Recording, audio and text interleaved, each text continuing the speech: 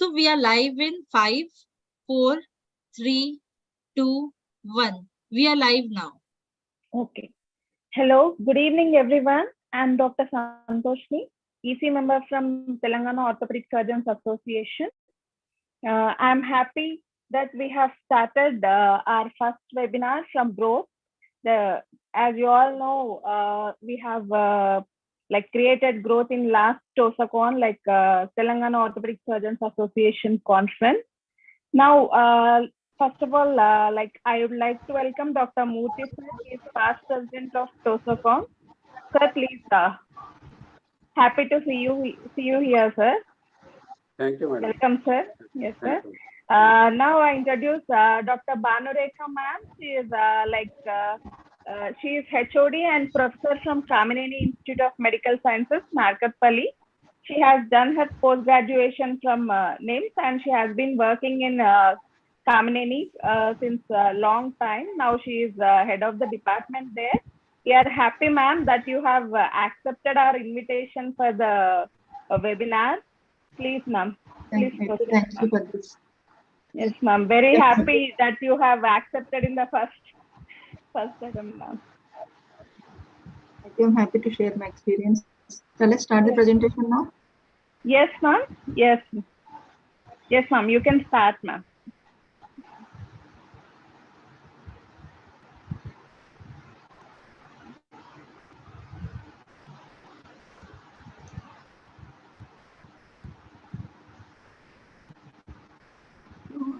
Today I'm going to discuss briefly about this distal humerus fractures. Am I clearly audible to all of you? Yes, ma'am. Yes, ma'am. So I'm going to discuss about this, but this is not from exam point of view, but from clinical point of view. I want to tell you how to approach the distal humerus fracture when you see one and how to operate on it. What is the exact surgical procedure that you are going to do? So this is the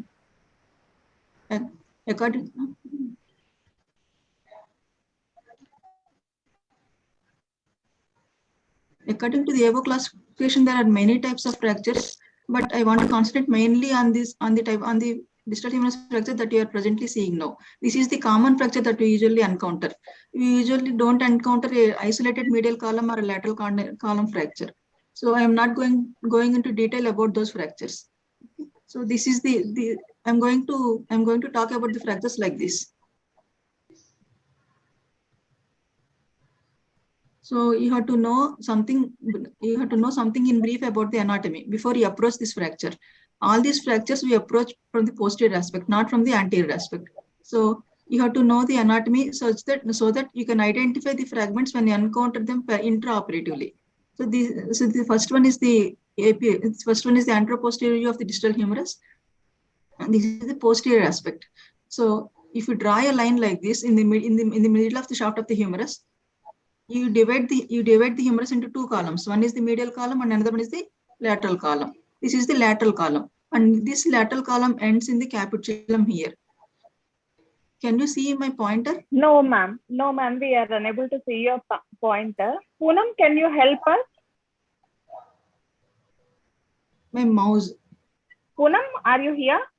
Yes, I am here. Yeah, we are unable to see the pointer.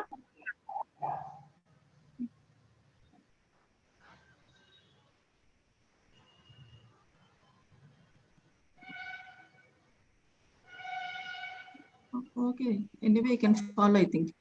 So you just draw a line in the middle of the humerus. So that divides the humerus into lateral column and medial column. So the lateral column ends in the capitulum. Okay.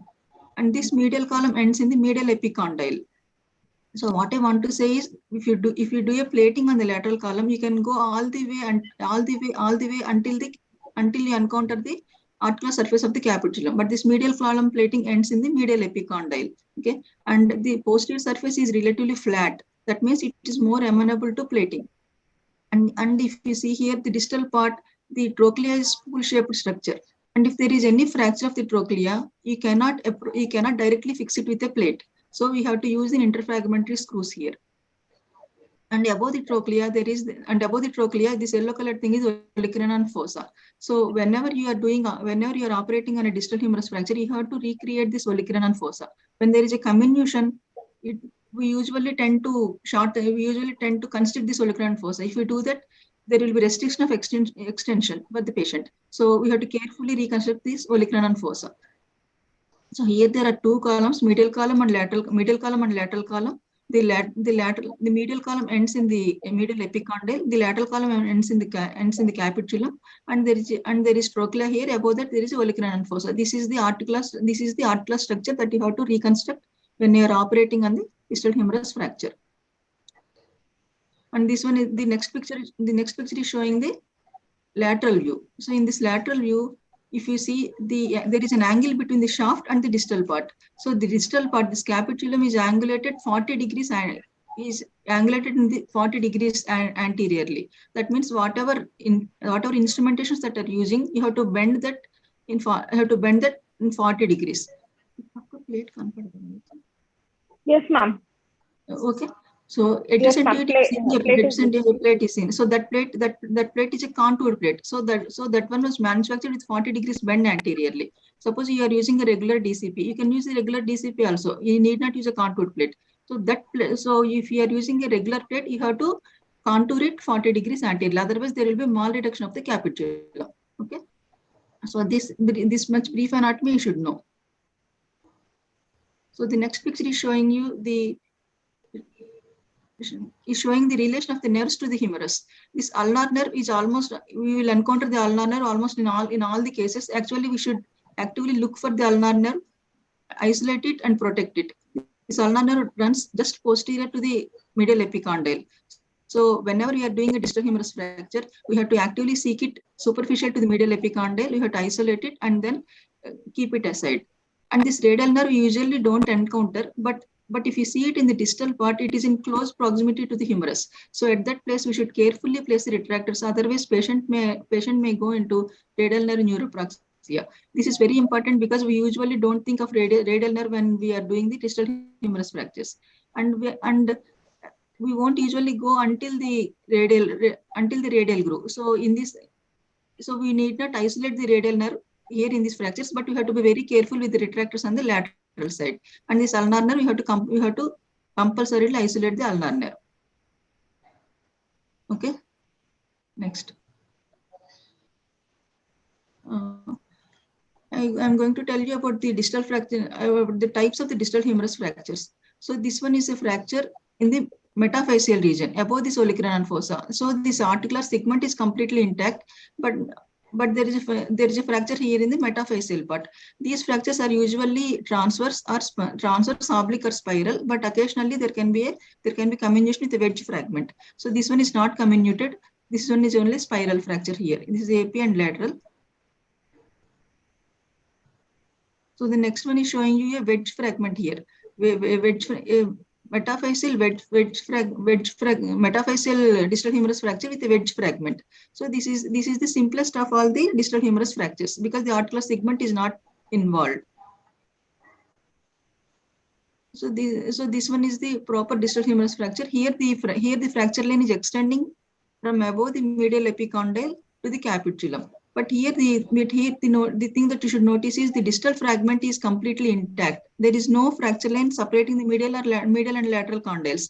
So the fracture line is between the shaft and the articular segment. So this distinction is important because you have to choose the approach according to this, whether there is any fracture line separating the two condyles or whether the two condyles are intact. So your approach to the humerus fracture depends on this.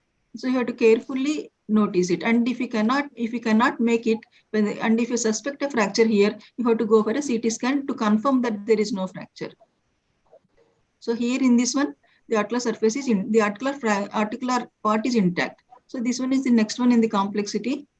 So here the lateral condyle, this is the medial condyle, and this is the shaft. This is the T-shaped or Y-shaped fracture that we usually see in the textbooks. So, and this is the most common fracture also. So here there is a shaft. This is the capitulum along with the metaphyseal region, and also here is a trochlea along with the trochlea, medial epicondyle, and also the metaphyseal region of the medial part. And the next picture is also showing the same type of fracture, another fracture, but the same type again medial part, lateral part, and shaft. All the three are separate. This is the type of fracture that we encounter. Next we will see another fracture, another type of distal. This is again the same type, but this is much more complex because each condyle is comminuted. So there are, if you notice it, the this medial condyle has got another two fragments. That means each condyle, there are three parts: shaft, medial condyle, and lateral condyle. But each condyle is again comminuted. Okay, so the same approach doesn't work. So these are the distal humerus fractures with increasing complexity. So the first one, where the articular segment is completely intact. This one is a fracture where the condyles are separate, but there isn't much comminution. But the next one is showing severe comminution of the articular fragments. So the approach that we use here won't work in these two fractures.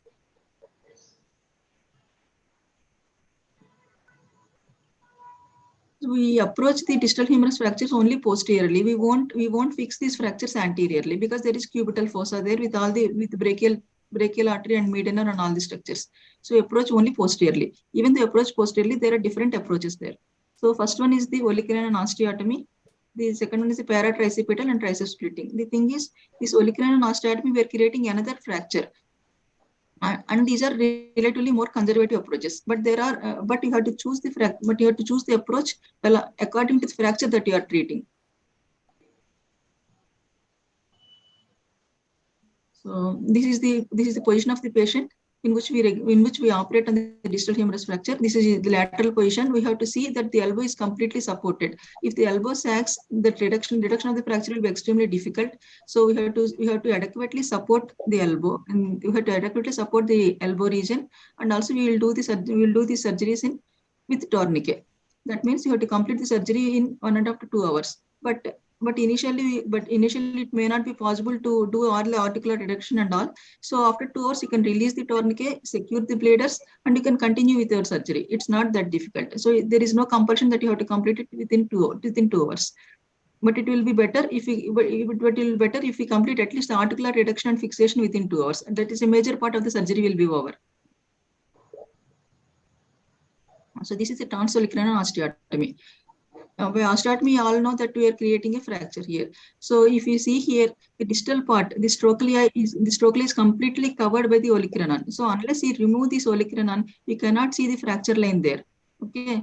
So for that purpose, we are doing an osteotomy of the olecranon. If you do the osteotomy and reflect it upwards means proximally along with the triceps, you can clearly see the articular segment. We can clearly see the fracture lengths, and you can accurately reduce it, because accurate reduction is important in the articular fractures. Even if there is a minimal step in articular fractures, the elbow will go into stiffness and also early osteoarthritis. So we have to accurately reduce the fracture. That means we have to see the fracture. So for seeing it, for visualizing it, this olecranon has to be taken out of this picture. For that purpose, we are doing the olecranon osteotomy. So this transolecranon osteotomy is indicated where there are fracture lines in between the condyles. In the first type of fracture, where the articular segment is completely intact, we need not do this osteotomy because the fracture line is just above the articular surface. This articular surface is completely intact. But in the second and third type of fractures, where the condyles are completely separated, we have to do the osteotomy. So this is how we do the osteotomy here. This oblique way. You can do it even in transverse way. That's transverse osteotomy. This oblique one is called. So this oblique osteotomy is much more beneficial because the reduction will be much more stable if you do this type of osteotomy. The transverse osteotomy is much more liable for mal reduction. So if you do this osteotomy and fix it, this reduction will be inherently stable. That's why we will do this chevron osteotomy most of the times. So next.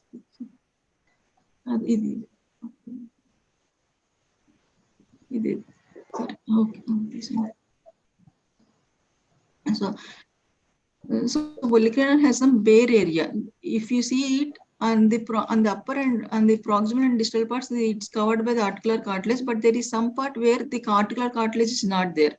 That is called bare area of the olecranon. If you see it from the posterior side, it is the most constricted part. Anyway, we have to do is we have to give a small incision just on the lateral or medial aspects, and you have to palpate where the articular cartilage is not there. You have to identify that bare area. So after identifying that bare area, you have to plan your osteotomy. So the bare area is the place where where the olecranon is not covered by the articular cartilage.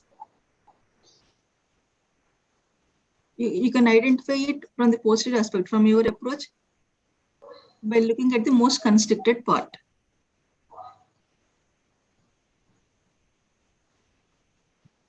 So this is the incision for all the posterior approaches, not only the transolecranon osteotomy, but for all the posterior approaches. You start in the midline, in the distal third of the arm. You gently curve your incision at the place of olecranon, and you continue distally into the forearm, a little bit distally into the forearm. So you just curve the incision when you encounter the olecranon, such that the suture line won't directly lie on the bone.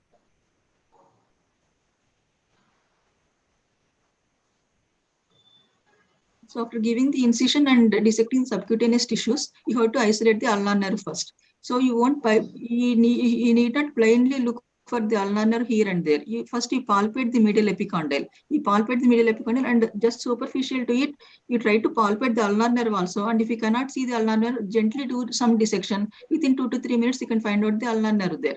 So always look for the medial epicondyle because it is palpable. Then you do the dissection a little bit superficially over the medial epicondyle, you will find the ulnar nerve very easily. And this ulnar nerve isolation and protection is mandatory. Unless you isolate it, it is liable to get injured. So you dissect it a bit more proximally and distally, and then protect it with some bands. And then only you proceed with the rest of the surgery. So this is how you do the olecranon osteotomy. So after ulnar nerve protection, you identify the bare area. You give a nick on the adjacent to the olecranon. You palpate the bare area and then you locate where you are going to do the osteotomy, and you decide the place of the osteotomy. So after deciding, you make you mark it with a scalpel. You mark it with a blade or with a cautery. So you mark the site of the osteotomy with a cautery, and then you do the osteotomy until 2/3. Until you reach the 2/3, you do the osteotomy with a saw. So the rest of the 1/3 should be complete with an osteotome. Why? Because the osteotome makes some uneven surfaces. If the fracture is made up of uneven surfaces, the reduction and fixation will be much easier, and the olecranon also unites much faster. So 2/3 of the osteotomy should be done. First of all, you have to identify the bare area by actual palpation. Then you mark the osteotomy site with the blade or with the cautery. Then you do the osteotomy with the saw and the osteotome. You should not make a comminuted fracture of the olecranon. You should not move the saw here and there, or you should not move the osteotome making any small pieces. You should do a clean cut fracture of the olecranon. Actually, olecranon process non-union is much described in the textbooks, but if you do the osteotomy correctly and if you do an accurate fixation, olecranon non-union is not at all a problem. It will heal along with the distal humerus fracture. So after doing the olecranon osteotomy, the picture looks like this. So this is the olecranon process. You are seeing the labeling. So olecranon process, and along with the triceps is reflected proximally. Now you are seeing clearly the distal part of the humerus. All the distal part of the humerus, medial and lateral epicondyles, trochlea, capitulum, everything you can see. That means you can identify every fracture line and fragment. So this transolecranon osteotomy is indicated when the articular fragments are separate. Only through this osteotomy you can do the accurate reduction of the articular fragments. But if the articular segment is completely intact, you need not do this olecranon osteotomy. You can go for a paratricipital approach. So this paratricipital approach means you will go along the triceps. After subcutaneous dissection and isolating the ulnar nerve, you just isolate these triceps medially and laterally. surrounding tissues. And by retracting the triceps medially and laterally, you can approach the whole of the and you can approach the posterior part of the humerus. So here in the first picture, this triceps is retracted laterally, and you are seeing the distal part of the humerus along with the olecranon and fossa. And in the second picture, the triceps is reflected medially, and you are seeing the lateral surface. If you notice it more, if you see more closely, you are seeing the shaft and the olecranon fossa, but the distal part is covered by this, is still covered by the olecranon. That part cannot be visualized with this tricipital approach, paratricipital approach. So before going to the approach, you have to know where the fracture lines are lying. If there is any doubt, you go for the CT scan. Actually, you go for the CT scan and see it clearly, and then decide the approach. So the next approach is the triceps splitting approach. So in this one, we split the triceps.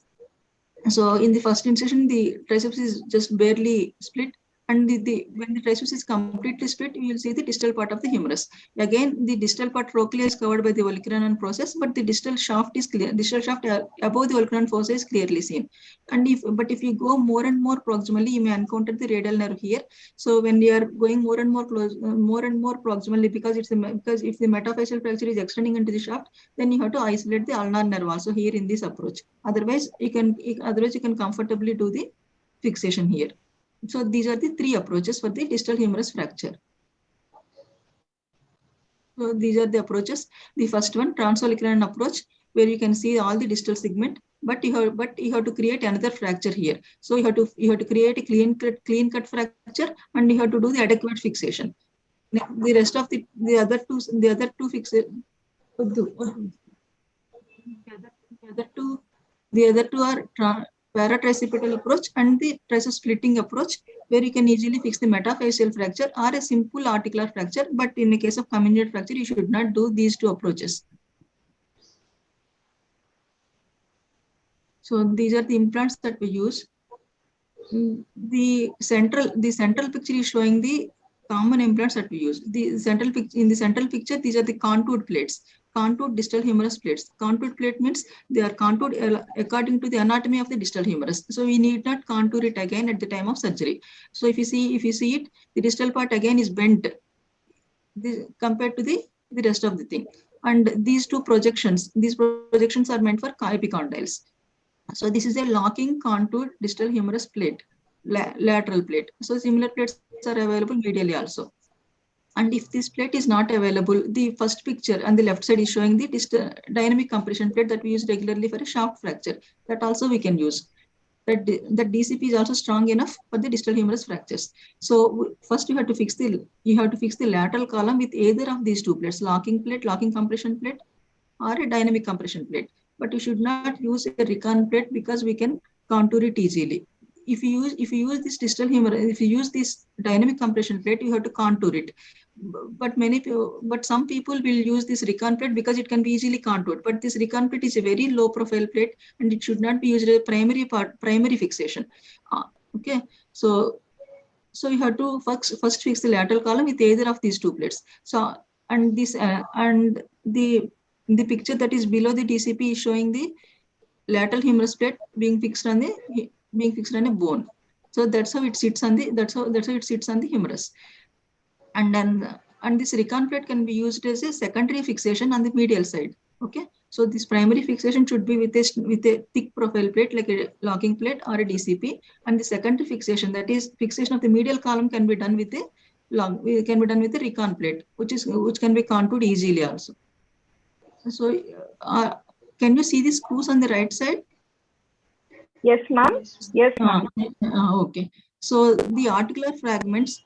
So with these plates, we may not be able to fix the articular segment because on the medial side is ending on the medial epicondyle only. It is not going all the way. Only on the lateral side it is going up to the capitulum.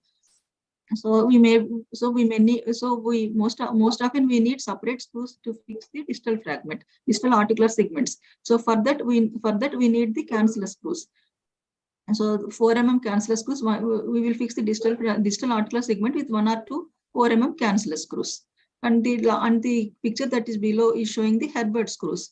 So when there is a chip fracture of the capitulum involving the articular surface, there we have to use these headless screws.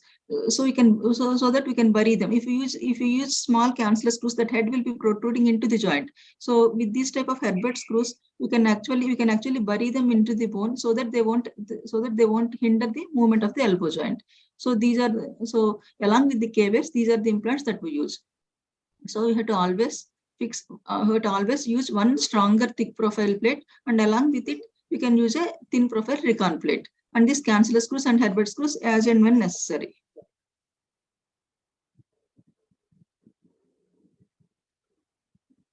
So this is the fixation of the metaphyseal fracture that I have shown you before. So in this metaphyseal fracture, you can see the wedge fragment. And whenever you encounter a wedge fragment, you should always fix the wedge fragment first. So fix this wedge fragment to the shaft by means of some K-waves. Do a progenyal fixation with the K-waves first. Okay. And if you want, you can actually put some lag screws, 1 or 2 lag screws also. So now we have converted this 3-part fracture into a 2-part fracture. So after that only you put a plate. Okay. You cannot reduce all the 3 fragments in one go. So attach this wedge fragment to proximal or distal fragment by means of K-wires or with lag screws, and then fix the whole thing with a plate. And on the right side picture, you are seeing a plate. It is a lateral column contoured plate, and single column fixation is enough for this metaphyseal fractures. And then the last picture, in the last picture, multiple interfragmentary screws are also the wedge fragment is fixed with multiple interfragmentary screws, multiple lag screws. So in the last picture, you are showing the plate with multiple lag screws. So single column fixation is sufficient for the metaphyseal fractures.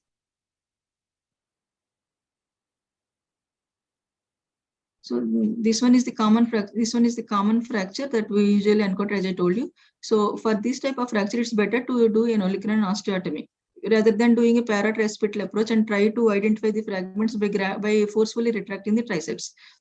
So do a proper olecranon osteotomy and then identify the fragments first. Identify the lateral condyle, medial condyle, trochlea, capitulum, everything, and see whether there are any articular fragments. Articular fragments means the fragments with articular cartilage in them. So if you identify those, if you see those, you first fix them with the Herbert screws. And if the fragments are very small, and if you cannot use any instruments, use the K-wires as joysticks.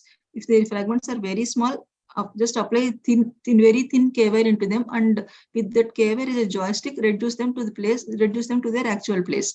And after reducing them, if they are articular fragments, fix them with mini screws, Herbert screws, like mini screws or Herbert screws. And if the small fragment doesn't have any articular cartilage, we can progenally fix it with a K-wire first. Okay. So first, after doing the olecranon osteotomy, identify the fragments. Identify the articular fragments and non-articular fragments, and use this K-wires as joystick if the fragments are very small. Otherwise you can pick them up with an artery and you can reduce them. So after reduction, do progenyal fixation with K-wires. Okay, so this progenyal fixation is very important. You should not directly, after reduction, you should not directly apply a screw. Do progenyal fixation with a K-wire, and then only actually you may have to use at least 3 to 4 K-wires in the distal fragment. You may have to use 3 to 4 K-wires to fix the articular segment. Actually, I forgot to tell you one thing. When you encounter this fracture, you have to fix the distal articular segment first. Then, so you try to make the distal articular segment into one piece. Okay, and then you try to reduce this articular segment to the shaft. Okay, the first step is reduction of the articular segment and fixation of the articular segment, and then fixation of the articular segment to the shaft. So for this purpose, if there are any small fragments, you fix them with K-wires, and then you reduce the medial and lateral condyles. After reducing them, use a K-wire through and through, either from lateral or medial aspect, and fix them with at least 2 to 3 K-wires, and then over one K-wire you can put a cancellous screw. So with this you are converting the distal fragment into a single fragment. Okay. Understand? Yes, ma'am. Yes. So this is the provisional fixation of the articular segment, and then we can fix the medial condyle to the lateral condyle with the cancellous screws. So now we have shaft and the distal, and now you have the shaft and the distal articular segment. Now you have to reduce the shaft to the articular segment. After reduction, you can also fix it with the K-wires. If you do the provisional fixation with the K-wires, your plating will be very easy. So you need not continuously juggle between the reduction and the fixation. You can apply 2 K-wires from the shaft. You can apply 2 K-wires from the articular segment to the shaft so that they are provisionally fixed. And then you can very easily apply the plates. Okay, so you should not miss this provisional fixation. So first we usually apply the lateral plate. So this lateral plate, as I told you, it extends up till the capitulum. So you put the lateral plate first, you apply all these screws, and then you go for medial plate. And actually, this plating can be done in 2 ways: 90-90 plate or parallel plating. 90-90 plate means these medial and lateral plates are at 90 degrees to each other, and this parallel plating means both of them are parallel. I will show you the pictures. So after fixing them with screws, we will do the fixation of the olecranon osteotomy. This olecranon osteotomy can be fixed with a screw or K-wires and with tension band wiring. It requires only a minimal fixation, but you have to do a strong fixation so that you can do the elbow range of motion later. So this is the fixation. So this is you can see this lateral plate on the posterior aspect, and you are seeing the medial plate and profile in its profile. So this is a 90-90 plating. These 2 plates are oriented at 90 degrees to each other. Okay, and you can notice the interfragmentary screw also, which is applied from the lateral aspect. Okay. This interfragmentary screw is applied from the lateral aspect separately from the plates, and one is a lateral plate, another is a medial plate. And ideally, these plates should not end at the same place to avoid a stress raised in the humerus. Okay, and this olecranon osteotomy is fixed with K-wires and tension band wiring. Okay, and this is the lateral aspect. So this distal humerus fracture needs bicolumnar plating. So this is the 90-90 fixation.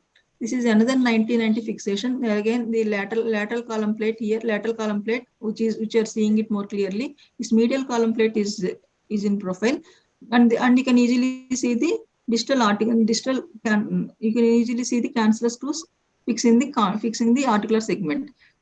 But this fixation, but there is something problematic with this fixation, because both are recon plates here.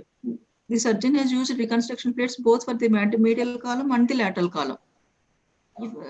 When the patient starts doing the elbow range of motion here, this lateral column plate may give away, and for that and to avoid that, we may be forced to immobilize the elbow for a longer time, and that is not ideal. The elbow will go into elbow stiffness. So this type it should be better avoided. One of the plates should be strong enough. Otherwise, the reduction is good, and the fixation also appears to fixation also is good now. At present, in the immediate postoperative period, there won't be any problem. But later on, the patient may develop problem. But later on, the plates may not be able to hold the reduction here.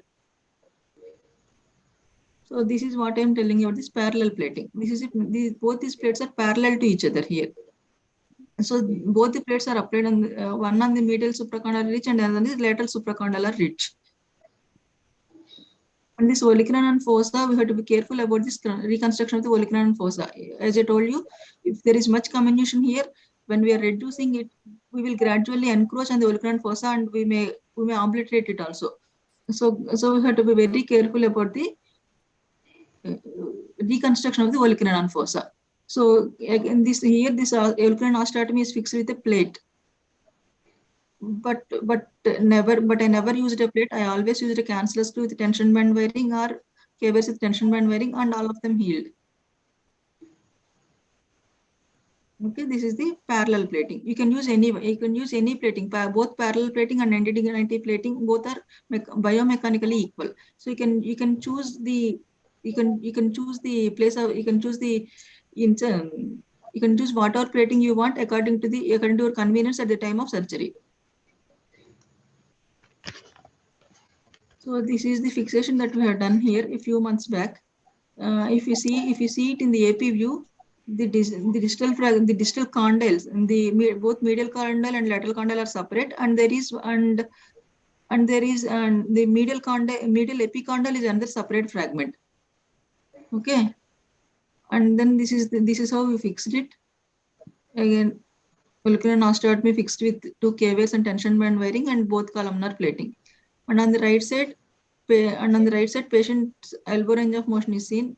Patient is able to do complete extension, elbow flexion, functional range is retained. This is only 1 month after postoperative period, and later on, patient improved much better.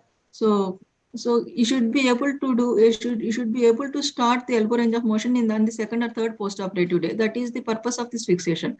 If you do a fixation and if you ask the patient to keep the elbow in slab, there is no purpose. So your fixation should be strong enough.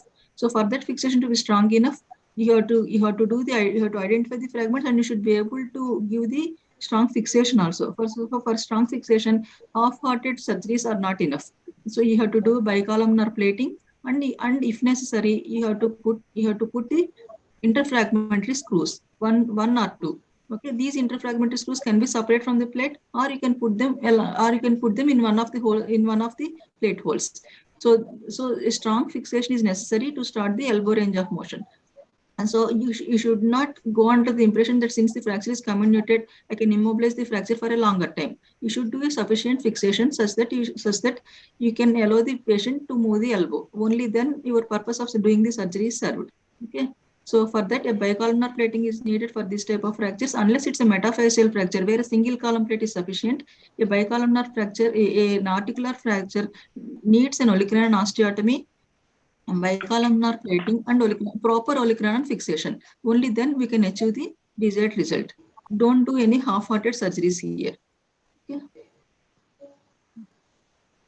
Thank you.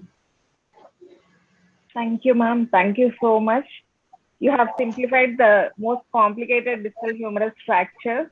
Beautifully explained, ma'am. Simplified everything. Thank you. Anyone has any doubts, please raise. Or otherwise, you can post it in chat box also. Can I say something? Yeah. Ma'am, good evening. Ma'am, that was a very, very elaborately comprehensive lecture. Thank you so much. And my only question to you, ma'am, is that has there been an instance where you may have to do olecranon osteotomy in very distal humerus fractures which may not have intra-articular extension, but in order to get a good reduction just for visualization, if you may ever have had to still do an olecranon osteotomy even when there has been no intra-articular extension? There is under the 2 condyles separate. I never felt any need for this olecranon osteotomy. If the fracture is metaphyseal above the olecranon fossa, the paratricipital approach is good enough. Okay, ma'am. So, in your experience, there has been no need for No. Okay, No. Okay, ma'am. Thank you. Ma'am, one more. Tricep split approach, is it harmful, or we can go ahead if needed? Tricep splitting. Tricep splitting? What's is it harmful, or no, it's not harmful. It's not harmful. We can repair it. You can repair it. You just closely you can approximate it and put just 2 to 3 sutures. That's all. Okay. No problem. But if you go proximally, we will go directly over the radial nerve. If we go proximally, we'll encounter the radial nerve in the radial careful. Okay. Okay. Is it easy to palpate articular surface of olecranon fossa, ma'am? Like olecranon? That bare area you're asking. Yes, ma'am. Yes, ma'am. Is there any easy method to palpate it? Actually, looking from the posterior aspect, it is the most constricted part. That bare area, the olecranon will be constricted. So with this visualization and that some amount of palpation, you can identify it. Okay. Is there any difference in like 90-90 plating and parallel No, plating? but biomechanically both are equal. So according to fracture pattern, you can choose. Okay. Okay, ma'am. Thank you, ma'am. Thank you so much. Anyone has doubt, please, you can raise.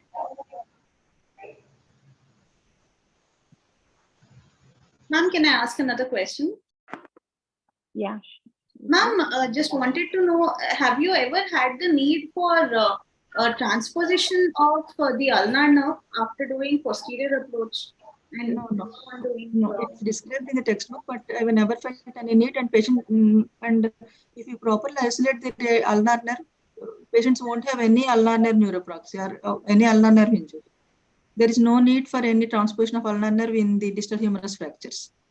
Even as a prophylactic, it is not required, ma'am. In those, like in any patients who may have underlying inflammatory arthropathies, like probably if they are having hypothyroidism or any rheumatological disorders, as a prophylaxis, do you ever think there's a need for Very rare to encounter the inflammation in trauma.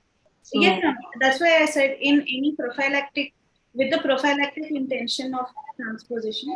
I never did, and maybe around 30 to 40 fractures I did, but I never did this ulnar nerve transposition, and patients did not have any palsies or anything, not even any tingling sensation. Okay, so even as a prophylactic, we need not consider it. No. Okay, ma'am. Yeah, thank you.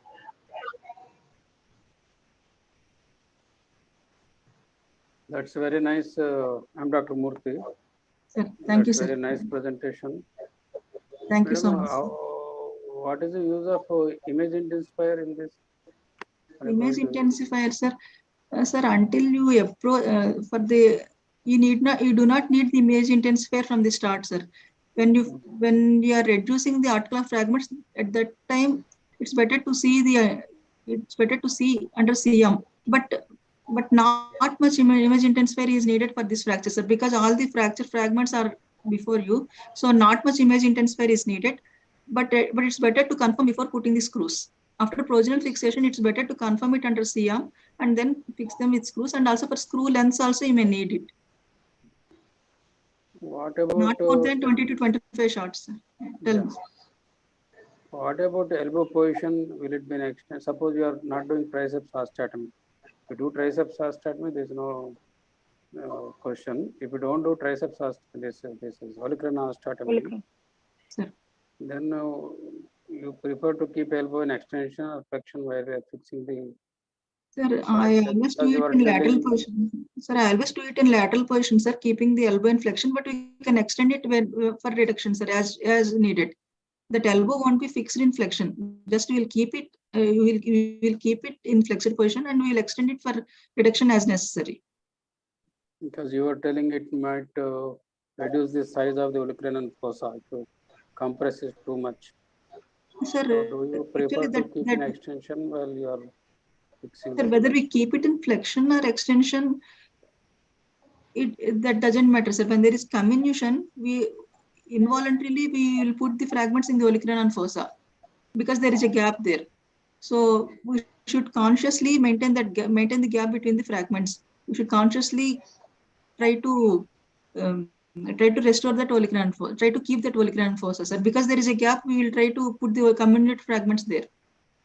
Whether we flex it or extend it, it really doesn't matter, sir. This flexion and extension are mostly for shaft reduction with the articular segment. Okay. What about retaining the K-wires? Sometimes we use K-wires to temporarily fix the fragments, and the fragment is very small. It may not accommodate a screw. Yes, sir. Actually, maybe we can bend it, sir. We can bend it, and all the K-wires will have to be removed. If the fragment is very small, then we can use small Herbert screws. Because we cannot keep the K-wire outside, sir. Okay. Because it is deep, we cannot keep the K-wire outside. But it's better to try to fix it with a screw, sir. Small screws. Herbert screws are of very small diameter, so better to use those small screws. The canceller screws won't be that much small, but these Herbert screws are very smaller diameter, sir. Better to always replace the K-wires with these screws. Thank you. Welcome, Rujuta ma'am. Rujuta ma'am is founder of WOICE. Hello, ma'am. Hello everyone, and Hi, ma'am. big apologies for joining in late. It just so happened that a lateral condyle came in just as I was about to leave the Okay. consulting, so it just Oh, had to win. happy, Coincidentally, ma'am. Happy to see you. humorous. So it was Yes. a day of Okay. challenging humorous. But Okay, congratulations on doing this and doing this so well. okay, ma'am. Thank you, ma'am. Thank you so much. Ma'am is Dr. Rekha, ma'am. She's head of the department in one of the renowned medical college in Telangana, ma'am. KAMINENI Institute of Medical Sciences. That's so lovely. And we have Dr. Murthy, sir. Murthy, sir is past president of Telangana Orthopaedic Surgeons Association, ma'am. Here. How nice to see you. Welcome, sir. Murthy, sir, are you here, sir? I'm Very here nice only. to see you, ma'am. Yes, sir. Yes, sir. Yes, sir. Very nice to see you, man. Good. Pleasure.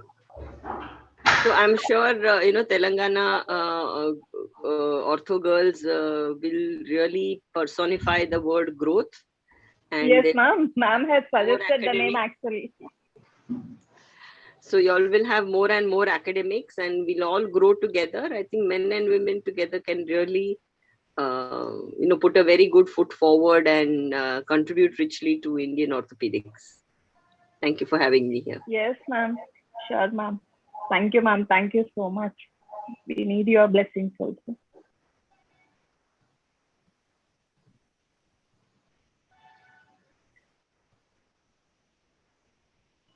No more doubts. Shall we conclude the session? Yes, ma'am. Any doubt? Please, you can post it in chat box also. Ma'am, I think Prasad sir had a question to ask. I just saw Yeah. moving his finger. Yeah, you can.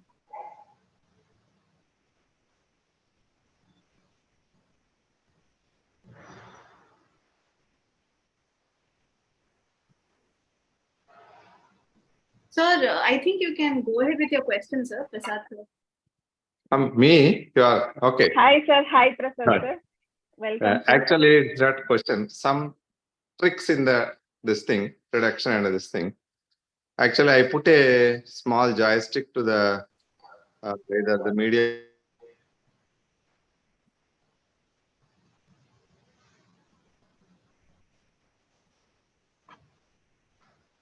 Your voice is not clear, sir.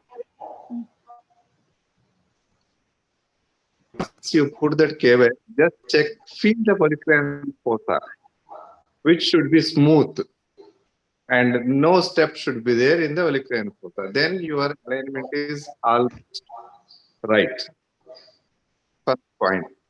Next, usually, if you are worried about your ulnar nerve and then somebody has raised a question whether you have to isolate the ulnar nerve or not.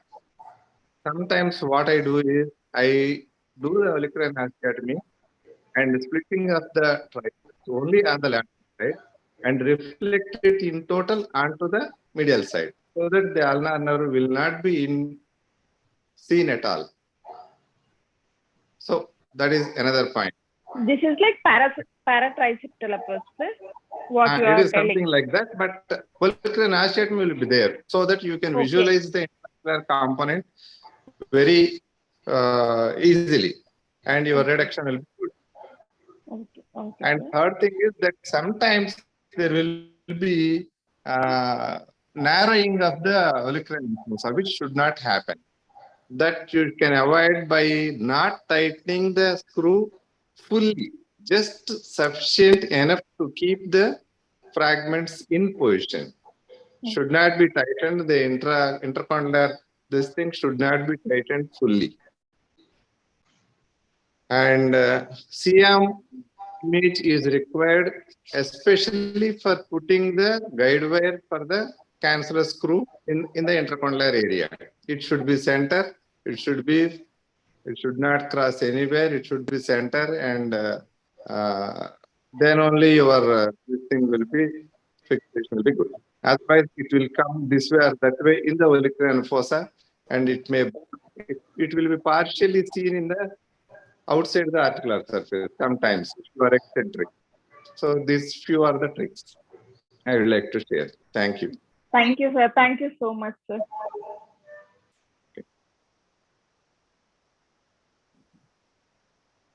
Shall we conclude? Anyone has anything?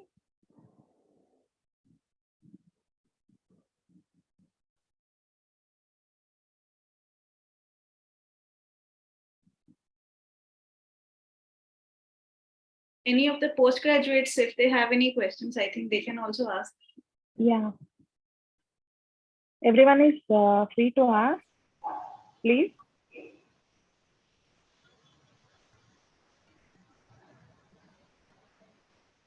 Ma'am, there's just one question on OrthoTV, whether regarding this polyclinic osteotomy, ma'am, they are asking exact distance from the tip of olecranon for the chevron osteotomy. Exact, because a lot of people 2 finger breadth, 3 finger breadth, exact.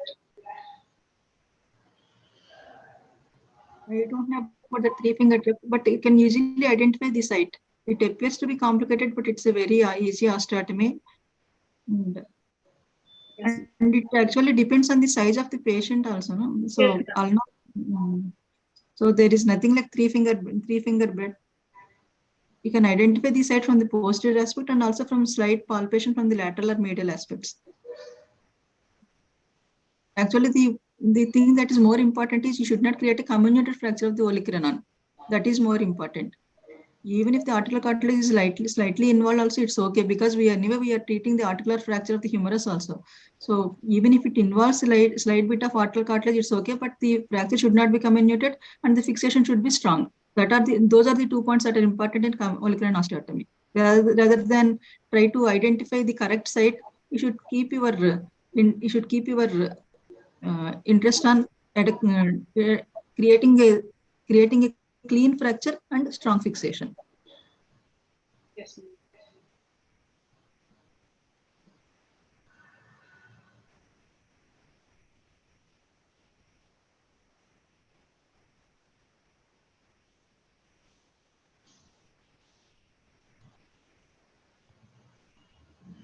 Any doubts? Actually, for doing this olecranon osteotomy, it is suggested that we do the fixation first. Like we do the screw insertion first, remove the screw, then we do the osteotomy, so that we can easily fix it later. Yes. That also is actually that one is suggested in the textbook, but you can do whatever. So before doing that osteotomy itself, we can create a hole so that you can accurately reduce the fracture later on. Yes, ma'am. Definitely.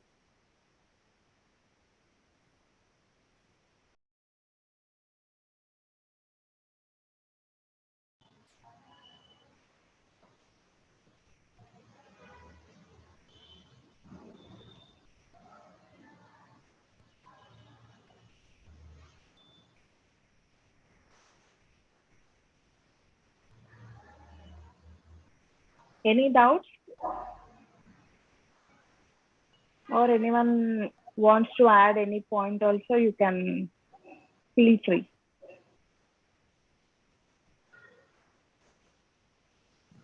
Ma'am, just one doubt I had. You had shown one metadiaphyseal 3-part fracture, no, ma'am, in your distal humerus. Was it closed or open, ma'am? That approach closed. Okay. Usually, the humerus fractures will be most often closed. So you used a MIPO technique and you slid it submuscular and you passed the.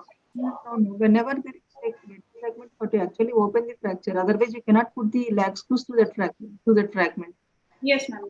So it was opened at the fracture site, ma'am. That one is done in the open method only. Otherwise, ma'am, just out of curiosity, I just wanted to ask: is there any role for passing a an anatomical plate, like you showed, on the medial or the lateral side, submuscular, by using MIPO technique for closed metadiaphyseal fractures, which are not comminuted, like minimally invasive? Just wanted to know. Is there, in your experience, is there any role for that, ma'am? In humerus, we won't usually do the MIPO because it is completely covered by the muscles. There is no need for MIPO actually in the humerus. In the tibia, the problem is the soft tissue closure. So we will try to do the MIPO there. In humerus, it's not necessary. And if there is any fragmentation, it's not. Actually, humerus won't inert even if there's a small gap. That's the problem with the humerus. When you are doing a nailing, when you are doing a closed nailing, if there's a small gap between the fragments, it will go into non-union. That's why nailing is not advocated by many people. So when you're doing a plating of the humerus, not even a small, it won't tolerate even a small gap. So it's better to open it, reduce it completely and fix it. Okay. Usually humerus cases won't go into non-union. Even a closed fracture also unites, but if you do a plating with a gap, it will never unite. So better to always visualize the fracture site and fix it provisionally and then span the fracture site using a plate above and below with 3x2 vertices fixation. Okay. Metaphyseal fracture is a transfer, so you do not need proximal fixation. But if it is an oblique spiral, it's better if you do a proximal fixation with the K-wire first. Placing a plate is very easy. Yes, ma'am. Okay. Very helpful. Ma'am, good evening, ma'am. One doubt. Ma'am, which column do you advise to fix first, ma'am? Medial or the lateral column? Always to the lateral column because it goes into the capitulum. Okay, ma'am. And this lateral column is a stronger plate. Okay, ma'am. So even if there is a lot of comminution, also you advise to go for lateral column fixation first. No. Whenever there is difference in comminution, you go for a simple column first, and you go for the comminuted column later. Okay, ma'am. Because you can maintain the length, because in a comminuted fracture you cannot know the length of the column. So if you fix a simple column, then you can know the length and you can extend the same length to the comminuted column also.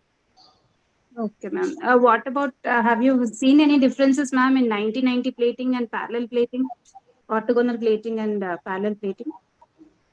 No. Post-op differences are the same, ma'am? No. Post-op rate of union and elbow range of motion all are comparable.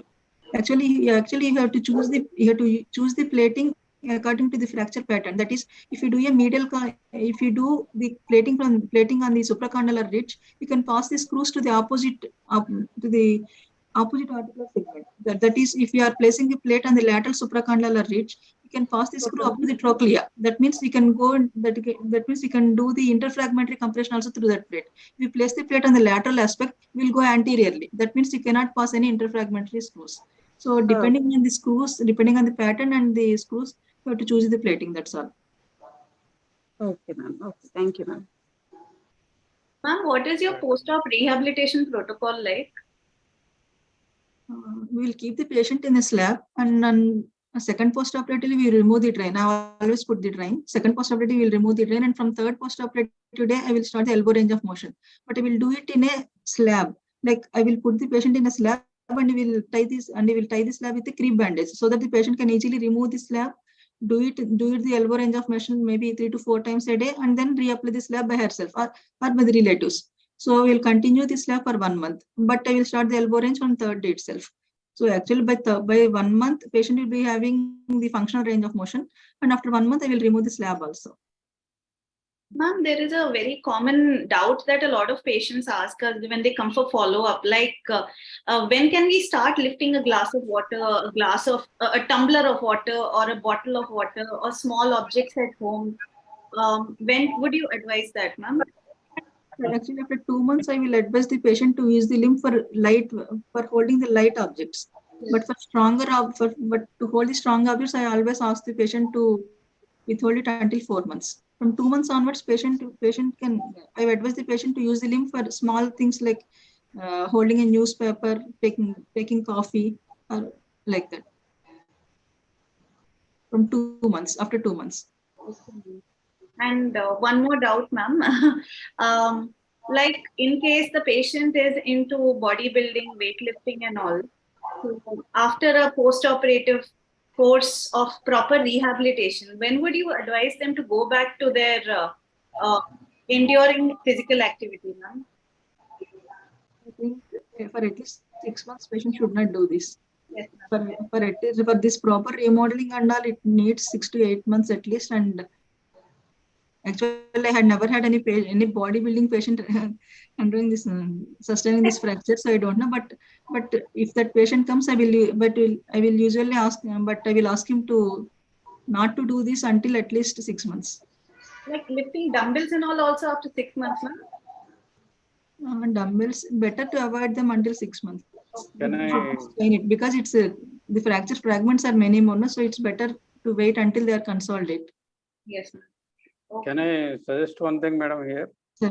Yes, What I sir. feel, whatever we can do without producing strain on the bones can be done after fracture union. But weightlifting should be avoided. We tell them no, not to play games, not to do any strenuous work till the fracture consolidates. As madam said, should be 6 to 8 months only. Before that, we can't allow them to do any bodybuilding activities. Not only consolidation, sir, it should be remodeled. Yeah. Should be remodeled for doing strenuous work. The plate should not take any load. Only bone should take load, then only they can go for any strenuous exercises.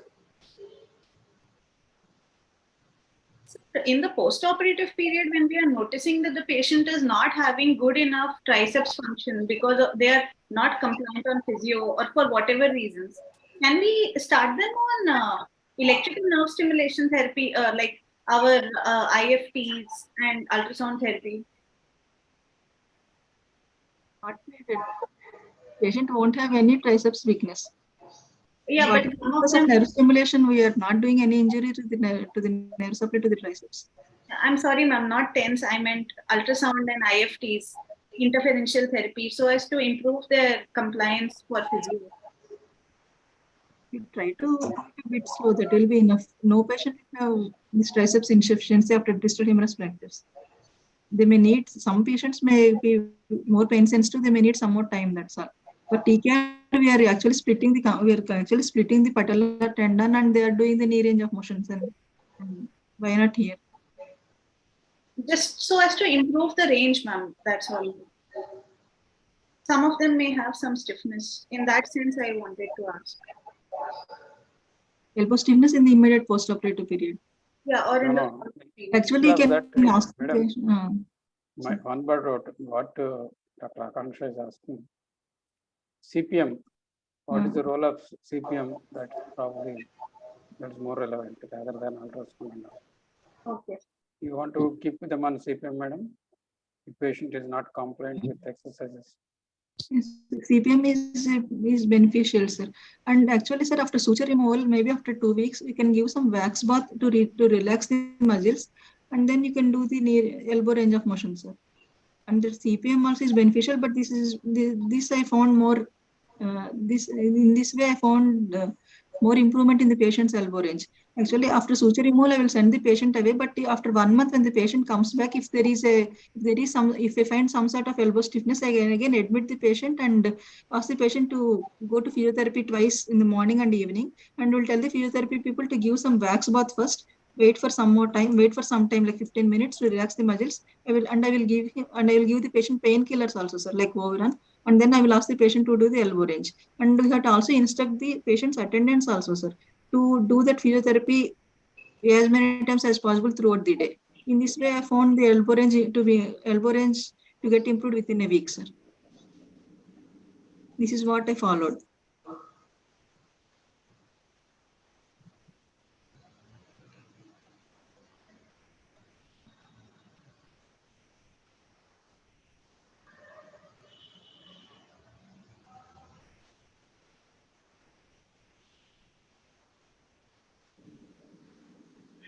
Anyone? Any doubts, or sir, you want to share anything?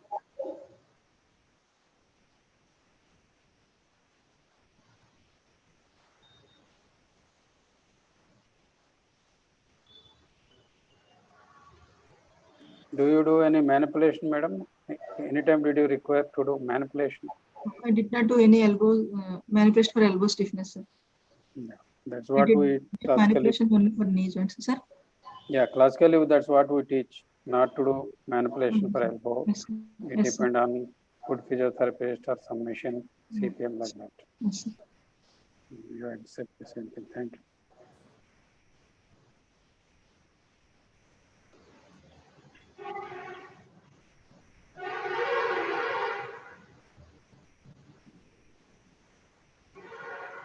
Anybody who wants to give PRP injections? PRP for what, sir? Nowadays, Actually- for everything they are giving PRP. Yeah. Yes, sir. That's why I'm just asking the doctor. Actually, I was about to ask if anybody has experience in giving hyaluronic acid, sir, Okay. because that's also the flavor of the month, giving HA. So if you get a troublesome patient, you can try every week something wrong.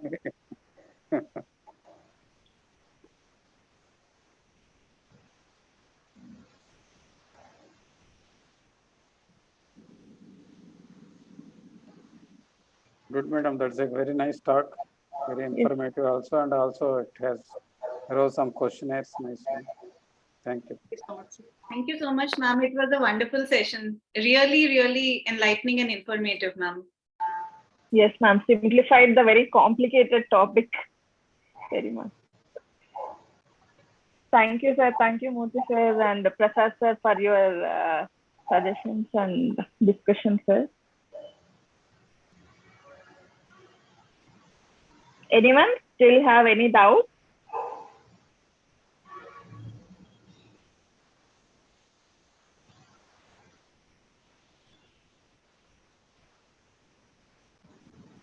Okay, we'll conclude then. Thank you, ma'am. Thank you so much for your Thank you so much presentation. for sparing your time. Yes, ma'am. Thank you. Thank you for Thank you this so much, opportunity. ma'am. Good night, ma'am. Thank you. All of you too. Good night. Good night, ma'am. Good Thank night. you, sir. Thank you, sir. Good night, sir. Bye-bye. Thank you, sir. Bye, everyone.